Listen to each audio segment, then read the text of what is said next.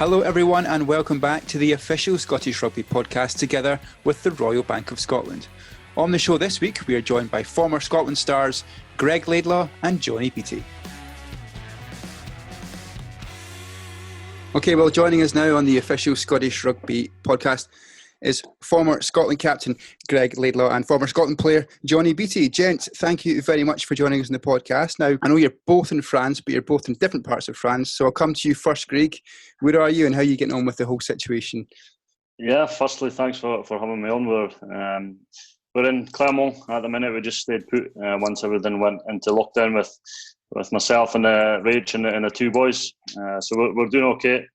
The lockdown's fairly similar, I believe, to you guys all back in Scotland. Although I think we have a couple of differences in the fact that we need to carry legal documents, etc., when we leave the house. But we're doing okay. I think we're 7 or 8 weeks in. Now we're maybe a week or so ahead of everyone again back home. But we're coping well, and obviously we can hope. We're certainly looking forward to hopefully some improvements in the situation. And Johnnie, yourself, where are you located right now? So just outside Bayonne, down the southwest corner of France, just near the border of Spain. And again, similar situation to Greig. We're lucky we've got a small garden, we've got a forest behind the house, so we can get out and get the kids for our one hour exercise that we're allowed a day. Like Greig said, we need a permission slip, so if you get stopped by the police, you don't get in too much trouble. If you don't have that paper, you get €150 on the spot fine. So, we can't complain. It's we've got a nice little spot. We're happy. I don't know why I was laughing. Just because you said a small garden. I've been to your garden. Greig, have you got a swimming pool as well? No, I've been to Johnny's garden as well, and I laughed there as well. Small garden. Is the forest part of the garden, Johnny? No. No. And how strongly is the kind of the policing or the legal document? Like, are you asked most times? Have you guys been asked when you've been out, or? So we're about maybe 2 kilometres from the beach, and people at the start were kind of taking the mickey, and they were out walking on the beach. And I think the first day that the lockdown came in, I think there was something like 60 people given on the spot fines, and once that got round, nobody's left the house since, really, apart from that. So we're allowed 1 hour a day. You can go a 1k radius from your house, but no further. And so that's it. And actually, all things considered, I think the Frenchies have actually been pretty respectful. They're quite a rebellious bunch at the best of times, but no, they've been quite respectful, and everything's been locked down, as Greig said, for I think on our 7th or 8th week now. Kind of lost track, bit of Groundhog Day, but no, it's been well enforced. So Greig, you'll still be training hard, whereas Johnnie now entered into the world of retirement. 1 kilometre will be more than enough for you. Too much. It's too much. Well, last time I spoke to Johnnie about training, he was telling me that Jen was training harder than him. Yeah, that doesn't such Jen trained harder than him when he was still playing. Stuff like in the slightest.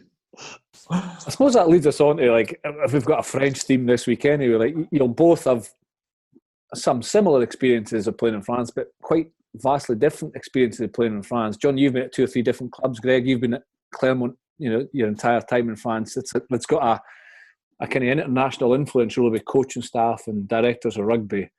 It's maybe less French in some ways than a couple of clubs that you've been at, Johnnie. So is Greig, is it quite similar to playing in the UK at Clermont? Yeah, pretty much is. Mostly, really, in my experience here for my 3 seasons in Clermont, it's run extremely professional.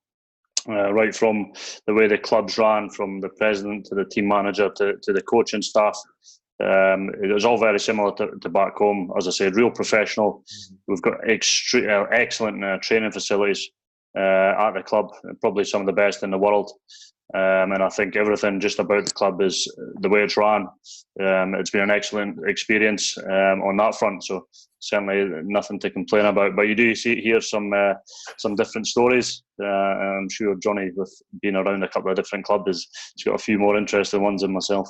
Johnnie, is that true? Well, I think Greig struck it lucky. There's probably 2 clubs in France that are really well run. So you've got Racing 92, and you've got Clermont are the ones with infrastructures, S&C, fitness staff, nutritionists, all of it done properly and sort of well looked after. Whereas 85% of other teams aren't that way. There's obviously big money put in through presidents who want results, but instead of falling into infrastructure and being a sort of bottom-up approach, it's very top-down. So they just pay salaries to players, and the rest of it is just get on with it. So that's where Greig's maybe had a bit of luxury in that experience, and it's been really well done. Whereas, to give you an idea, I was at Bayonne for my last 3 seasons, and it was only in my last season, which was 2019 I finished, that they got GPS. Mm-hmm. So, you think in Glasgow when we were there, Al, or back in the Scotland squad, you're going back to 2005, maybe even earlier, we had GPS. In Bayonne, it hadn't arrived in 2019. So completely different at every club. Some of the infrastructure is mental. It's the Wild West, but it's good fun. As Greig said, it's a good experience, but completely different from the different club to club. Is that one of the reasons you've retired in 2019? They didn't know. Johnny, I mentioned nutritionists because one of the big differences there seems to be the pictures you send me of your pre-match meals over the years. They're slightly different to what the guys might get over here. Again, change with every club. To give you an idea, at Cast, so wherever we went, if we were together in the hotel the night before a game at home in Cast, or if we were travelling, the pre-match meal was decided by the captain, who was Rodrigo Capo Ortega at the time, the big Uruguayan boy.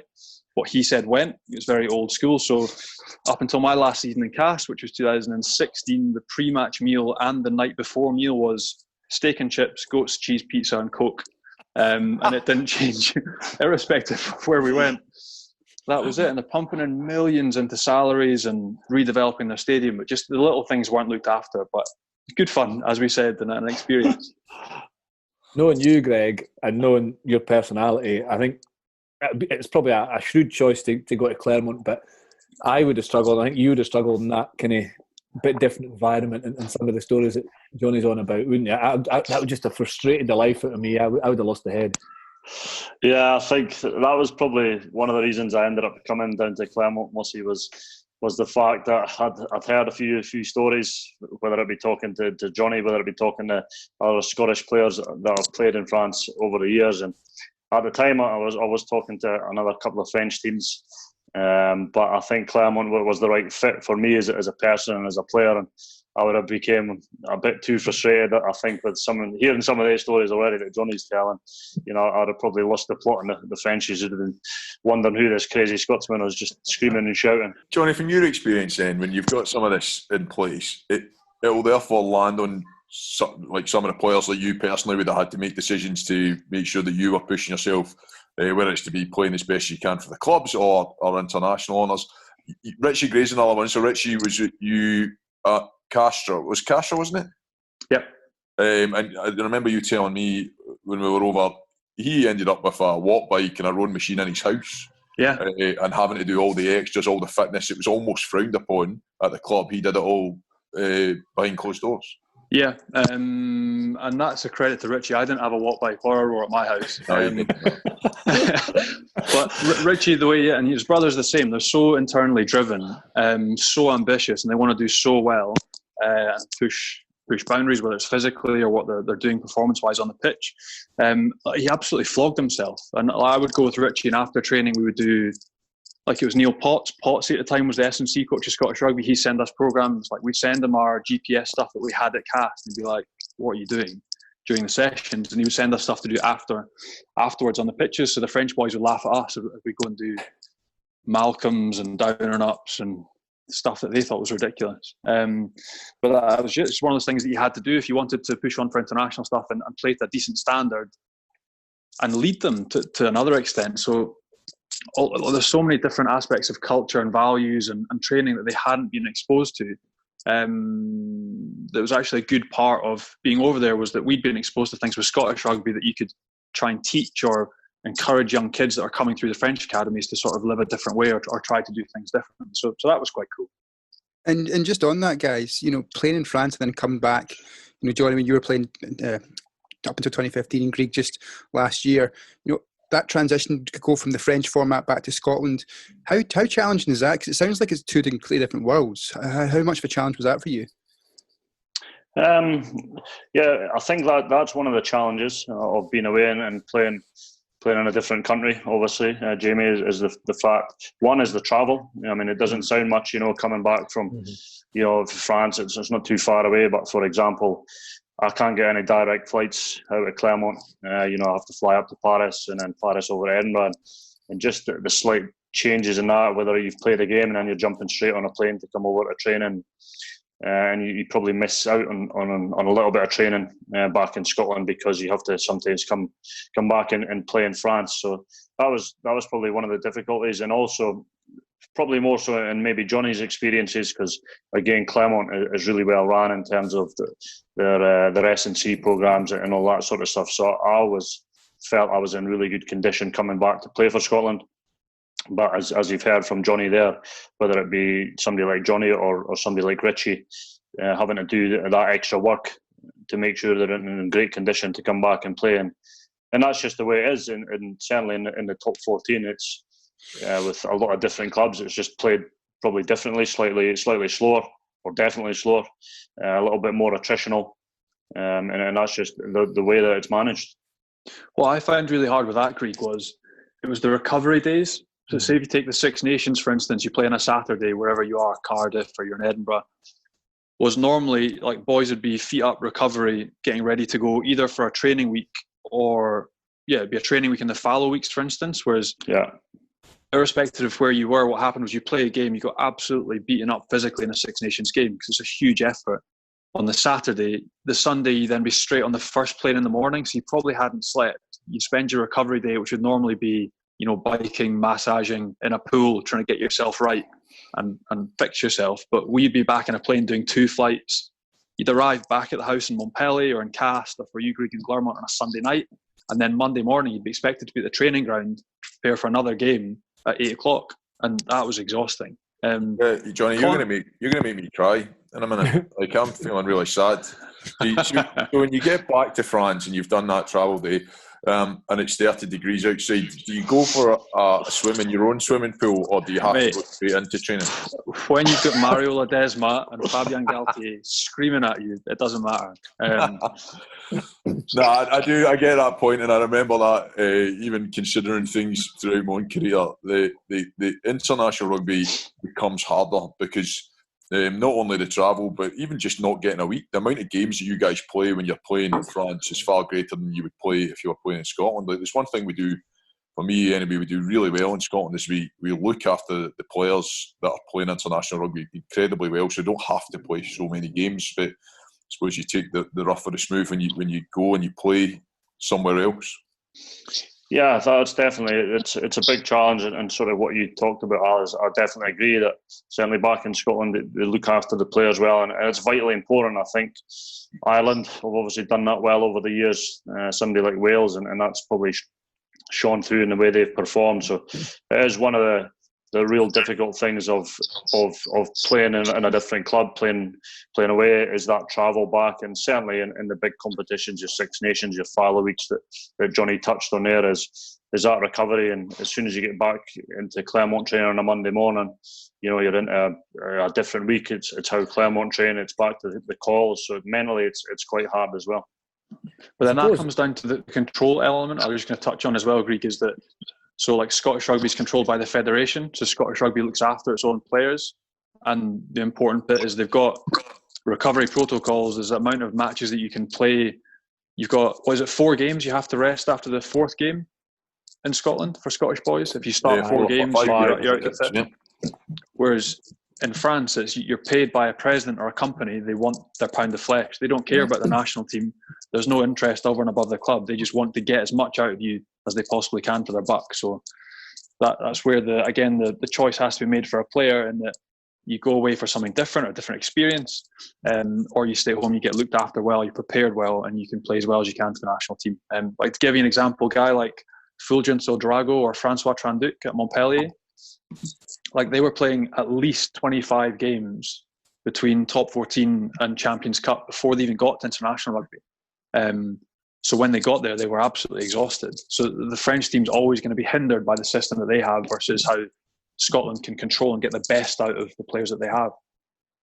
I suppose for players who who move, there's a lot of good in it as well. You know, we're painting a kind of difficult picture, but it'll be brilliant for personal development, for experiencing different cultures, for experiencing different plays. And one of the things that comes across from you guys playing in France is kind of that ability to play quickly when it's on. Not always as attritional, as physical, but there must be some huge positives that you guys have both experienced and loved about playing in the French league and playing in the French systems. Give us to balance out the conversation a wee bit, give us some of the real kind of the top moments that you've enjoyed. Yeah, you're certainly right, Mossy. It's certainly not all bad. It's mainly good, to be honest, because it's a completely different experience. It's one that challenges you on a rugby front. It's one that challenges you in life, essentially, away from the field, with moving your family, to a foreign country, having to try and speak the language, and all the little things. Obviously, I think Johnny gets better weather than me, being further south, but certainly in Clermont, it's lovely here in the summer as well. And I think the top 14 sometimes is attritional, but it's awesome because pretty much every week you're playing in front of big crowds, big noisy stadiums, and I think you're almost expected to perform. And I think that's certainly helped me, and I've really enjoyed it. I've really enjoyed my experience here in Clermont, and the people in Clermont have been awesome. You've met your neighbours come round to see if you're okay, and you end up becoming friends with them, and you go around for an aperitif or something that Johnny will know well. Exactly. So rather than drinking tenants, you maybe go around for a glass of wine or something like that. Greg mentioned it there, Johnny. One other key element to it is the family life as well. You guys have both got young families, and it gives them fantastic opportunities. They'll ideally come back speaking fluent French, as well as, I suppose, the outdoor life that you managed to enjoy in the south of France. Yeah, that's it. I think it broadens everyone's horizon. So whether it's a personal note, like Greg said, personal development, like it forced me to grow up in a lot of ways, moving away, trying to organise, your rent, your electricity bill, your gas in French. Was a challenge mentally. Whereas, you're sort of spoon-fed with most of what goes on. We're so well looked after back home. Whereas out in France, you're not, so you're forced to grow up. And like we said, the rugby stuff's been great fun as well, as much as it can be loose. It does encourage you to play heads up. It's not as structured, and it's been a different experience. But in terms of family life, we're really lucky. Good weather, outdoor lifestyle, and it's been good fun. Do you think in French, and in terms of the language, when you're on the field, or do you think in English and then translate it in your head? That's a great question. I've always wondered that. Greg, I'm guessing you think and translate. JB, I reckon you just probably think in French by now, been there longer. From Greig, I know it's just expletives as well. He's just trying to get the French to get going. Like it's weird. Like I came over in 2012, and I can remember after 6 months, I started dreaming in French, and that was when I was like, right, this is getting next level. And so that's it. Now it's automatic. Like my working day has been French for 9 years. So now it's automatic. We've just got our paperwork through for our passports. We're citizens. My boy Lockie came through and jumped on me this morning when he woke up, and he was like, "Salut, Johnny." Like completely random. Not that you'd ever think some of that would happen, but like they're away with it as well now, enjoying their school friends and making friends in French. So it's been great fun.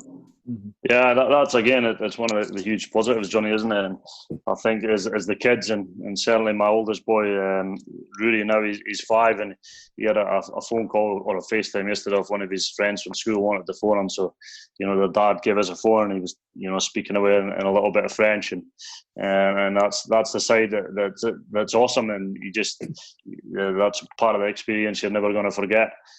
So I mean, I'm kind of at that frustrated stage now that it's my 3rd season, and I didn't really want to learn French when I came out, but I've actually quite enjoyed it, and I've surprised myself, I suppose, on that front. And again, I'm maybe at that stage where I'm a bit frustrated. I understand most things that's going on, but sometimes it's difficult to reply in French, and again, you do get a frustrated stage. Although I've done not too bad. Have you got a Jed accent in French? Yeah, I'm not too sure about my accent. I was speaking to one of my neighbours yesterday. He gave me a few funny looks, so I'm not sure how well I'm actually doing. Greg, you mentioned in your third season, there's maybe not a huge amount you can share with us, but you are out of contract at the end of this season, I believe, and there's a few rumours kicking about here about next. Can you shed any light on what comes next, or is it all just a little bit up in the air with the current circumstances? Yeah, well, the current circumstances are it's obviously probably not the right time, and I've got a few things going on in the background, which is exciting, obviously for me, and I'm leaving Claremont at the end of June, so currently I'm more concerned about getting my removal company down here to pack the house up with what's going on, which is my contract run finishes in the end of June, so I'm hopefully things have calmed down a little bit then, and I can get the family out here. I can get the house packed up. But I've got a few things lined up, and when the time's right, I'll hopefully be able to share that with everybody. Hey, Johnny, what does your retirement look like? What you hoping well, we're quite lucky out here that we have chômage, which is sort of tax-back job seekers allowance that we get. So through your tax, you get a wee bit of cash back from what you've paid, which gives you a 2-year buffer. And that allows us to sort of dabble in a few different things. So Scottish Rugby were really good. They had me back during the Six Nations, maybe for 2 and a bit months off and on, looking at leads development and business development, which was good fun.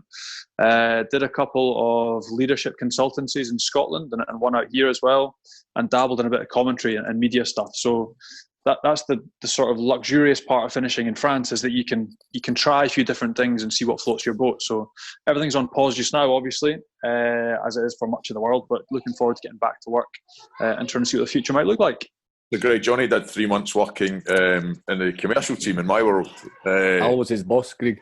I was his boss for 3 months. It was terrific. He makes a great cup of tea. He's not so good at coffee, but for milk. You enjoyed it, Johnny? You learned a bit, or?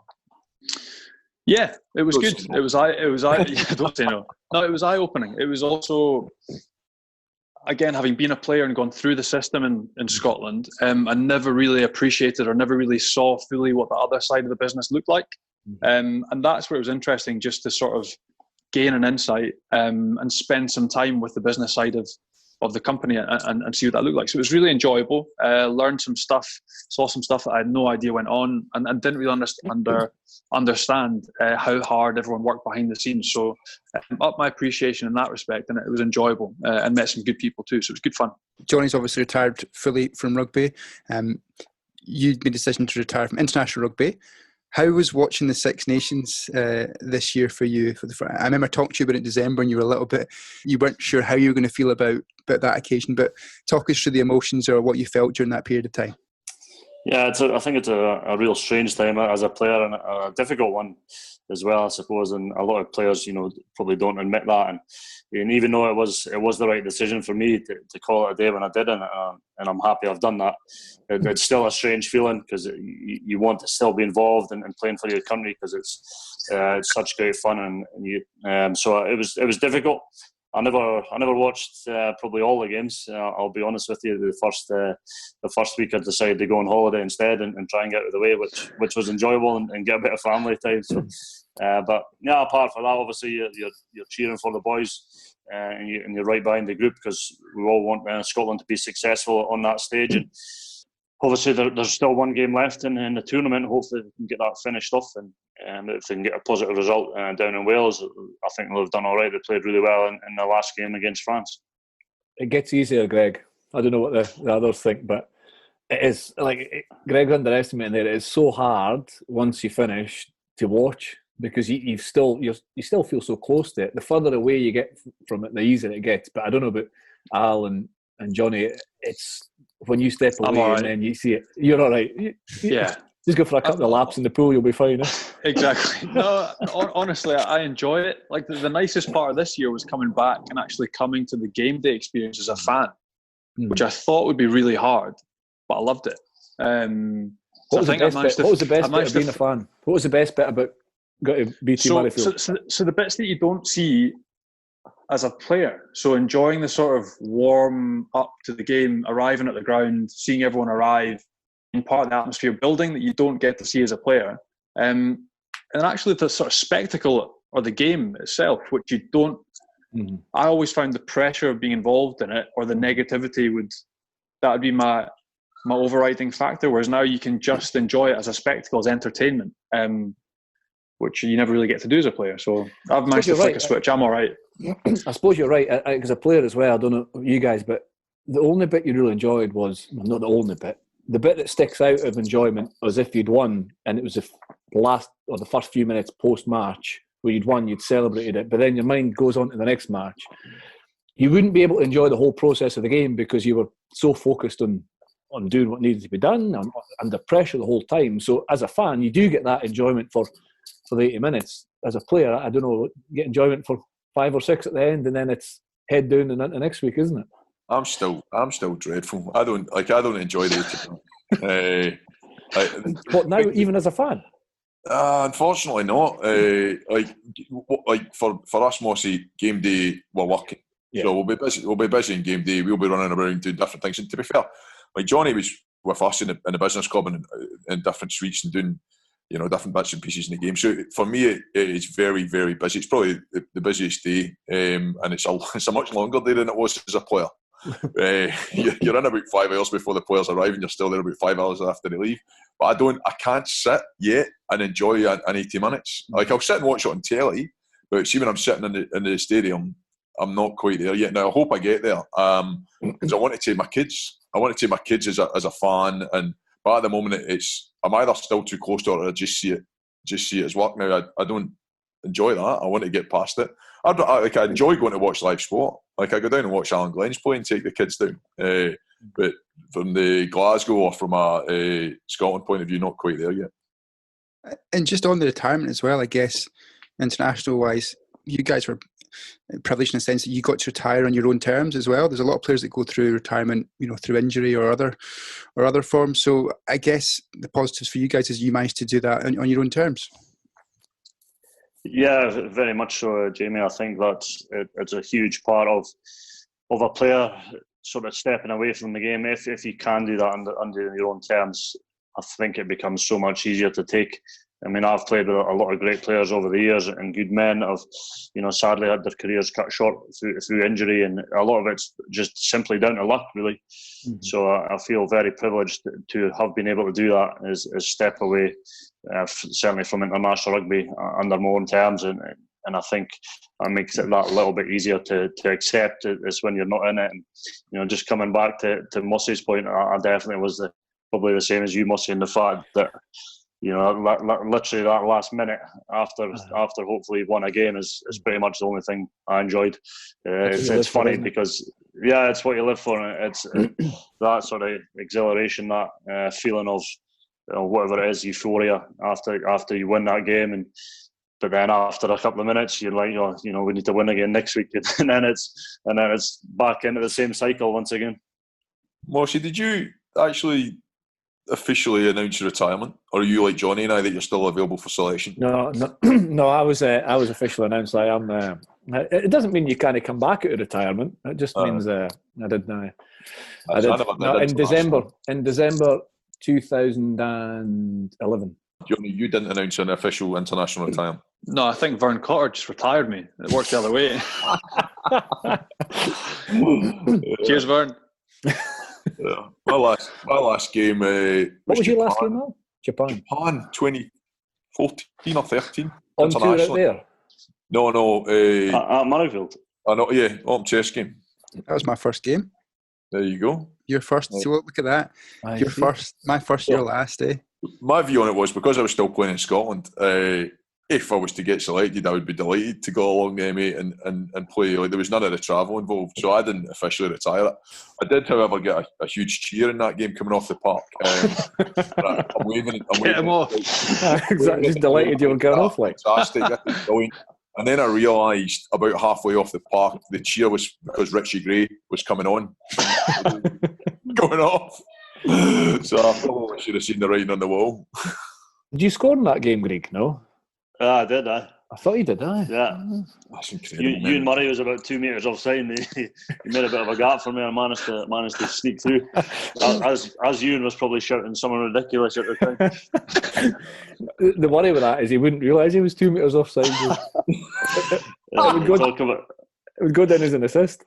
You talk about characters in the game and the people you meet, and it's funny. You find yourself just thinking about things. I'm sure you guys are the same. For some reason, I was thinking about you the other day. You just one of the top characters certainly in Scotland, and certainly I've played with over the years. It seemed to always be tight heads as well. Jeffrey Cross was another one, same era. Jeffrey. Yeah. Jeffrey Bungle. Johnny, were you playing in a game with you at Hughenden when he made a break from the halfway line, and you and he sprinted just to run same leg, same arm as fast when you look at the footage back and there's guys in the background like that looking up going like, what? That's not right. I tell you what. Oh, he's some boy. Remember in the tunnel, it's actually my last game, if we're on about last games, I remember Scotland England in the 2011 World Cup standing in the tunnel, and his role pre-match was just to upset the English team. Andy Robinson says, "Let's just do something just obscene," and it was kind of operatic singing in the tunnel, shouting in people's faces. It was a Wimbledon team they got it from, who used to stand in the tunnel and shout abuse at the opposition before they went out.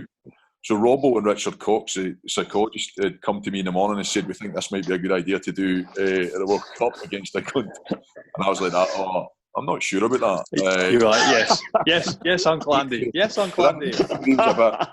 No, probably not, apart from Ewan Murray, who thought it was the best idea that he'd ever heard in his life.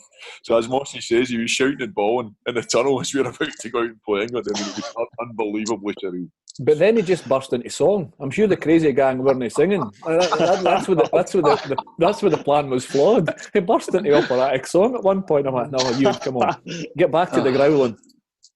What a man, brilliant man. Anyway, we're talking of games that you scored in, Johnny. This Friday night, we're showing the 2010 game at Croke Park against Ireland. You scored an all-right try in that game. Yeah, managed to get in the end of one. Good memory. And a good, I know you hurt yourself that year, Mossy, in 2010, but great memories of that year in the Six Nations. As good fun off the pitch, and there were some great games in it as well. And good memories off the pitch again, like the celebrations we had afterwards in Dublin. Celebrations on the pitch, seeing blue shirts all around the place going crazy. It was great fun, a great day. So yeah, great memory. Graham Morrison gave you the pass, Johnny, is that right? Yeah, G-Dog. So G-Dog managed to, I think he made an outside break, or Johnny Barclay and I think Ross Ford made a turnover from memory. Yeah. Kelly Brown was involved, and I think Graham made a sort of outside break up the left wing and flicked the ball into me, and I just had to dot it over. I've got kids trying to break into the room. Salut, Johnny. But yeah. Salut. But yeah, great fun. It was a great try. Nice to get on the end of it, and a great memory at Croke Park. It was 2010. That's right. Yeah, great fun. Talking of characters, Dan Parks kicking the winning penalty and chucking up the pistols. It was a penalty. There's a penalty for the touchline. Penalty. Yeah. And as soon as he hit it, he knew he had it as well. That's it. That's right. He was celebrating. But just to go back to your point, Johnny, around the try. I mean, you're being quite modest there, but you still had quite a lot to do, because I think there was two defenders coming across, and you just decided to go route one, didn't you? Straight through them, and it was quite a stretch for you then to get the ball down, wasn't it? I think I was lucky that I think the fullback was Jordan Murphy, and I think he went quite high and probably didn't make the best attempt, so that helped him getting over in the end. But it was just, I don't know, just pumped up, and it was a great atmosphere. We'd done so well to turn over, get the whole way down the left wing, so it was nice to get on the end of it and dot it down. Was that the same game? You said fullback Jordan Murphy. Was that the same game that Big Richie Gray made the break through the middle and he sold the dummy? But it was that was 2 years after. That was Rob Carney. That was Kearney, yeah. Yeah, he's still looking for the ball in the stand somewhere. I think Rob Carney didn't fancy that one. Did you play that one, Greg? Yeah, I was playing. I'm sure Duncan Weir might have been playing at 10. I'm sure I can remember him running through and chasing Big Richie in. But yeah, that was another good memory. I think that was Matt Scott's first cap. He got pulled in about 5 minutes before the game. Somebody got injured at the warm-up. He was travelling as a kind of extra reserve, wasn't he? And was it DeLuca? Yeah, DeLuca was injured, and Matt came to the bench and then got his first cap. Really enjoyed watching him this year as well, Matty. Since coming back from injury and coming back up from Gloucester, he's been, especially in the 1872 games, he was awesome when he came on. So he's done really well this year. You mentioned Mossy got injured. You're doing him a bit of a disservice there. It was his 100th cap and he ruptured his kidney and he continued to play on. So, I mean, he was reasonably brave. We should give credit when it's due. It's just a flesh wound, Al. Just grit your teeth and get on with it. Mossy, you could almost be a forward. Almost. My head's too thin to put tape around my ears, though. the tape would slip down.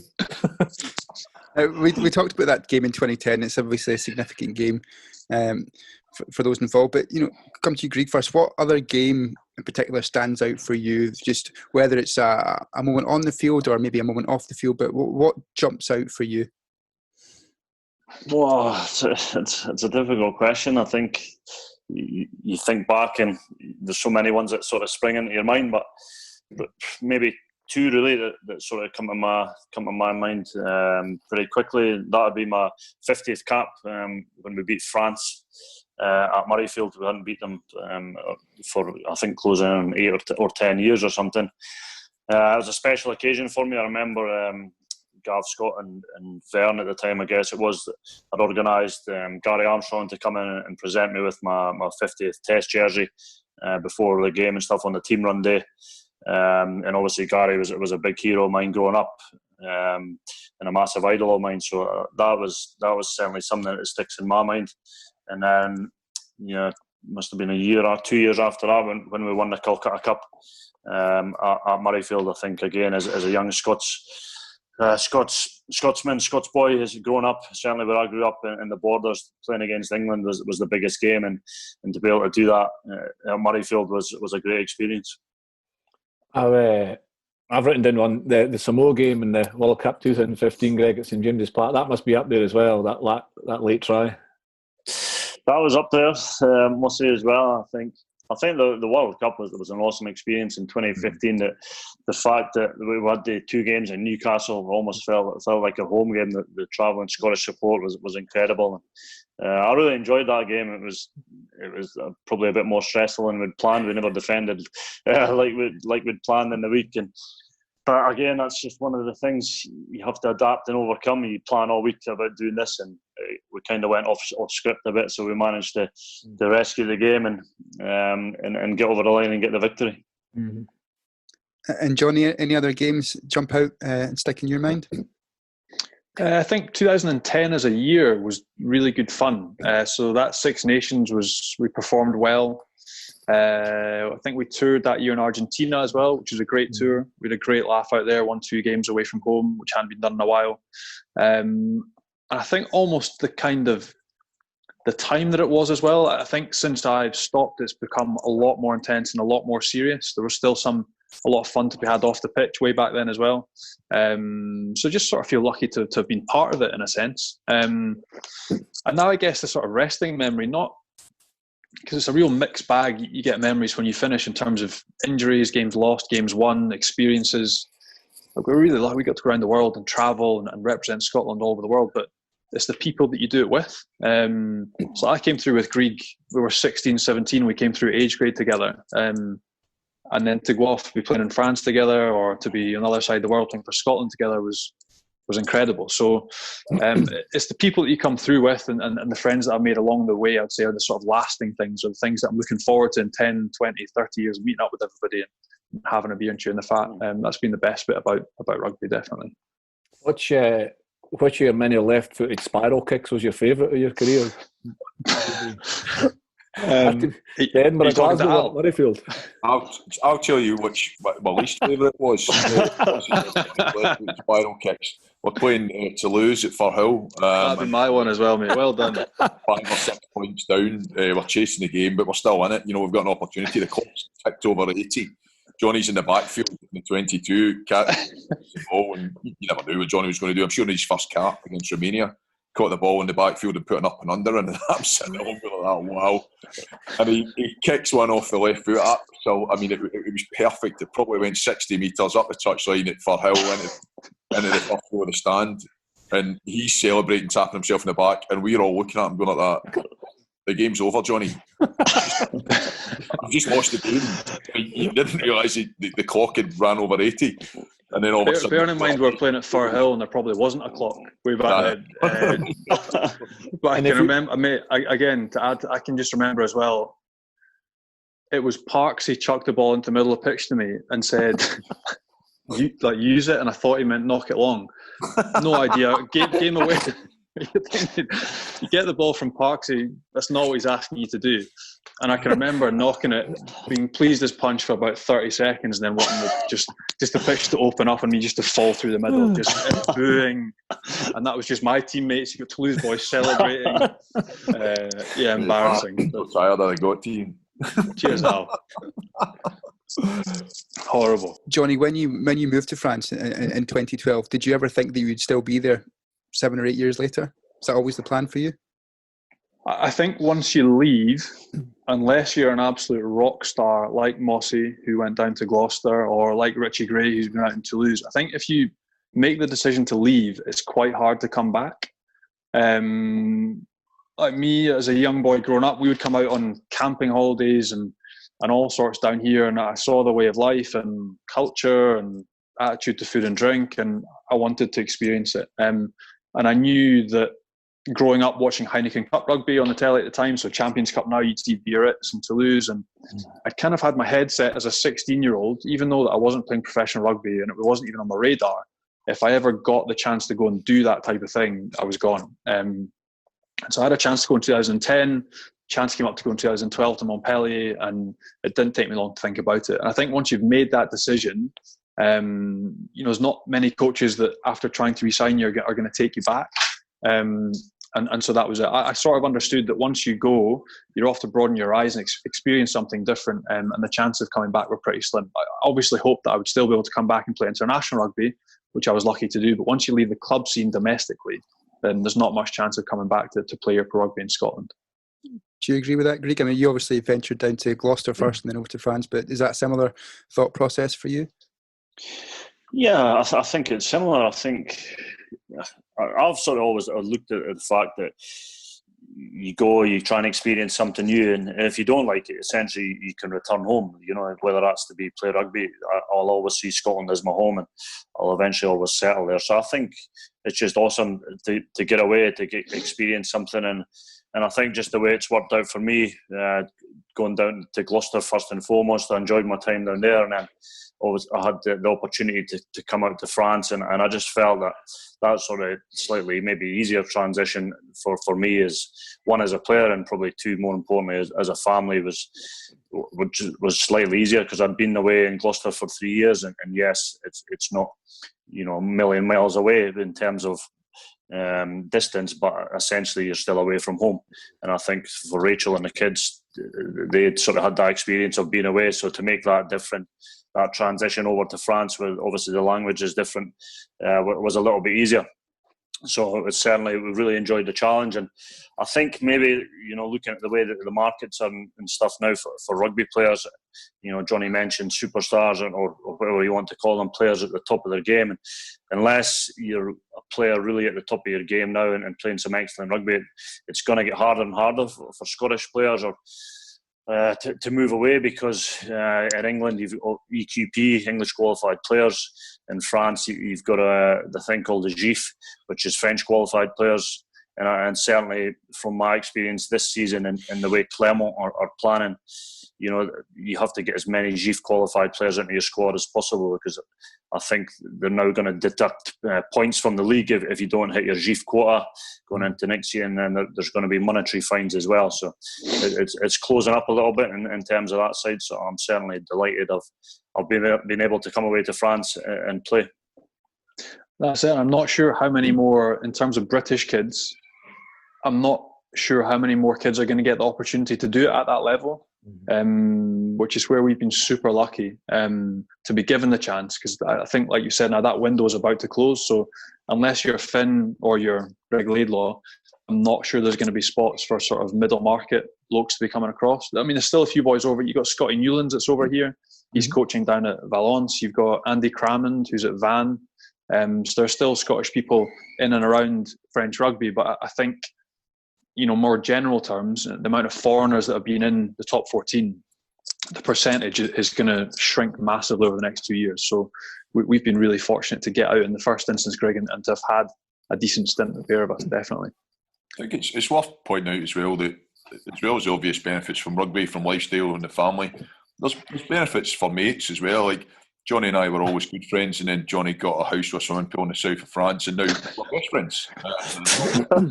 As long as he's got that house in the south of France. So, unfortunately, just last week we were meant to be out, but current circumstances have meant that we can't. Occasionally I just send the wife and kids down to the south of France as well, and I get 2 weeks at home. So, holistically it's been fantastic for everyone. Well, listen, gents, we've been chatting for almost an hour now, so I won't take up too much more of your time. Just want to quickly say thank you very much for coming on the podcast. Greig, for whatever happens next with you on the field, we wish you all the best, but we'll get you back on soon. You can tell us in more detail. And Johnny, always great to chat with you, and we'll hear more about your transition into the real world, and we'll get you back on it as well down the line. But gents, thank you very much for your time. Stay safe, and we'll speak to you soon. Magic, thanks for having us. Cheers, lads. Cheers, guys. Mossy, Al, great to hear from Greig Laidlaw and Johnnie Beattie, who both seem very settled in France. And whatever Greig decides to go on to next, well, I'm sure we'll get him back on to discuss that. But what I wanted to throw to you boys was, I've heard about their stories and about their journeys on the rugby field and off the rugby field. But Mossy, you did go down to Gloucester, you did play there. But Al, come to you first. Did you ever consider moving abroad or moving away from Glasgow? I mean, I remember reading somewhere, maybe it was rumours that maybe Italy would have been on the cards for you at some point towards the end of your career. Is that fair? Yeah, I looked at Italy closely at the end. It was either finish, retire, or do a couple of years over there. And I'm very close to it for the same reasons that the boys talked about. The family, the lifestyle, the change, the difference. For the kids as well, but took the decision not to do it. Before that, a couple, whenever the contracts were coming up, I had a wee look here and there. I mean, you are forgetting that I did make a significant move early on in my career when I moved along the M8, or 45 miles or whatever it is. But first 4 years at Edinburgh and then the rest at Glasgow. And yeah, I don't regret it. I don't look back and wish I'd gone anywhere. At the time, definitely looked at it closely, but and I suppose the way it finished as well with that Italy move, if I'd played in that last game and then there was more to come, I'm not sure where my head would have been with it. So happy enough for the decision. End on a high, fairy tale ending, lifting the trophy. And Mossy, did you, as I mentioned, you were at Gloucester, but was there ever any chat about you moving abroad or France? I'd kind of opportunities to look at it, and but I turned them down right away in France, basically because I didn't believe at that point French rugby would really suited me. It was very, very forward dominated. It was very kick and chase element, and I'd like to kind of add my running game in my younger days. And yeah, like I think what we touched on with Greg and Johnny was really quite funny, insightful, but it was a piece of advice I think I'd been given as well. If you were going to go to France, try and go to quite a multicultural French side. So one that had maybe an Aussie influence, a South African, a Kiwi influence, an English influence, a Scottish influence. So there was a mix of cultures. Anything that was purely French, I think, was quite difficult because you had to kind of fit into the French system. And as I mentioned with Greg, that would have frustrated me. Like the whole sense that you're built so much on emotion that it's not too structured, that when the emotion's right, you can outperform anybody. You can have these super amazing, perfect performances. But then the following week, when the emotion wasn't quite there, or it wasn't matched, or there wasn't an inspirational, motivational start to the game or element to the game, you could fall below standards. That would have driven me crazy as a player. So for that reason, and the fact that the style of game, really, once in a blue moon, I think you would get the classic French rugby, romantic vision of rugby that we see. But at that time, through the kind of noughties, a lot of the noughties, it was fairly attritional, and I don't think particularly suited me. But I admire those who go and do it. I think it's a great thing to do, and I think that there's definitely elements of it that I would have liked and enjoyed. But I'm happy with the decisions I made. No, those two guys as well as I do. The fit they've found has been perfect for them as well. Yeah. Like, Clermont suits Greg, the way he plays the game. I mean, he is heart in his sleeve and his passion, but he also is quite structured as well.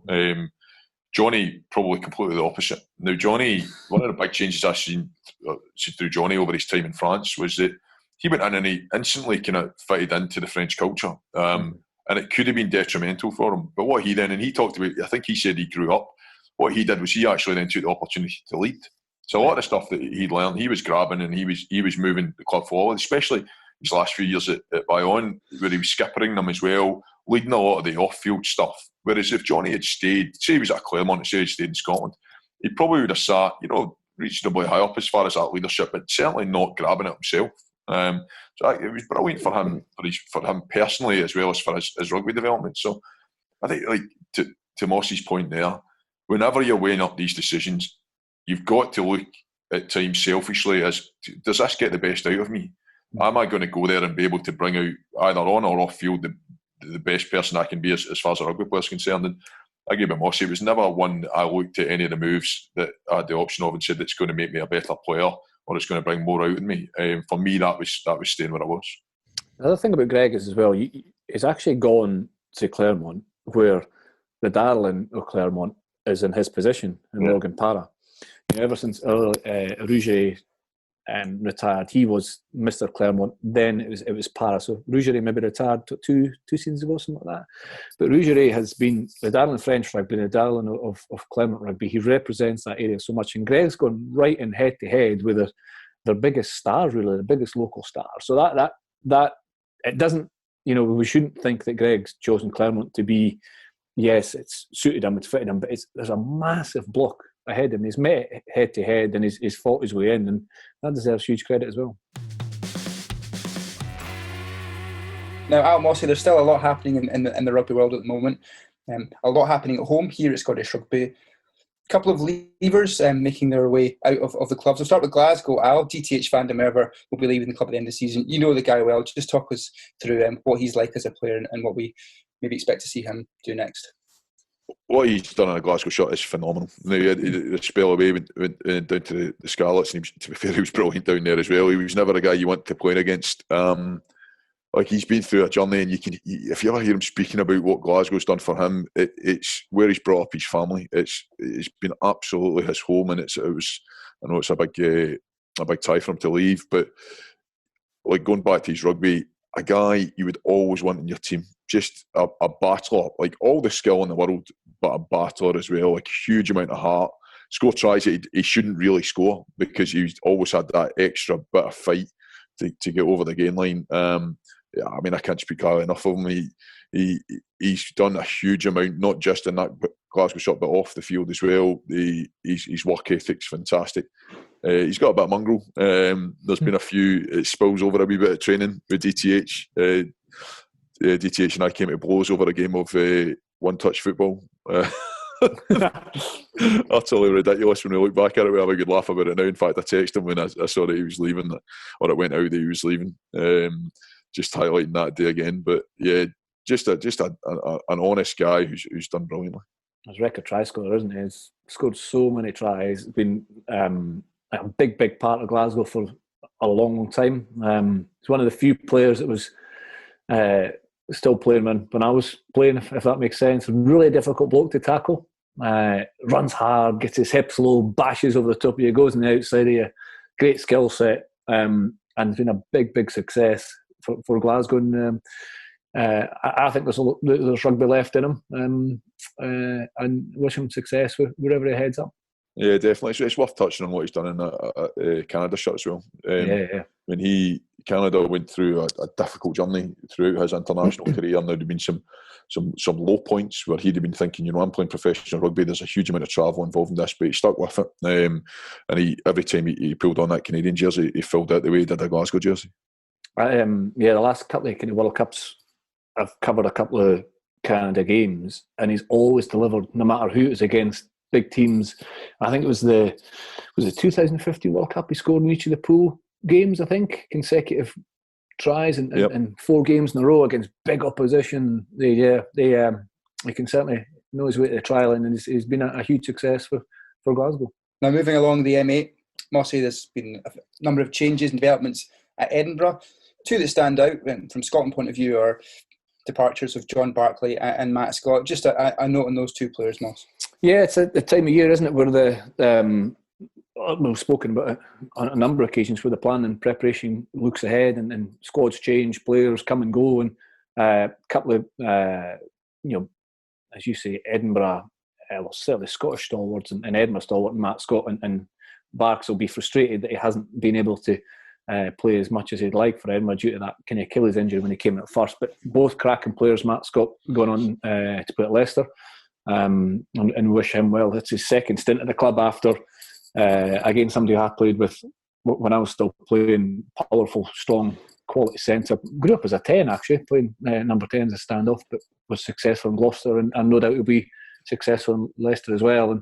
And Barks, everybody knows the quality that Barks brings, just frustrated with injuries. But Edinburgh, I think Ceccarelli, the tight head, Pop's moving on to France as well, so he could be a miss. And they've announced one or two coming in. John O'Lance, the 10 from Worcester, as a quality player. He's got a lot of experience, and he'll be coming in to put pressure on Van der Vaart. Simon Hickey's moving on as well. So it is that time of year where players come and go, and it's really difficult to, I suppose, under the current circumstances, to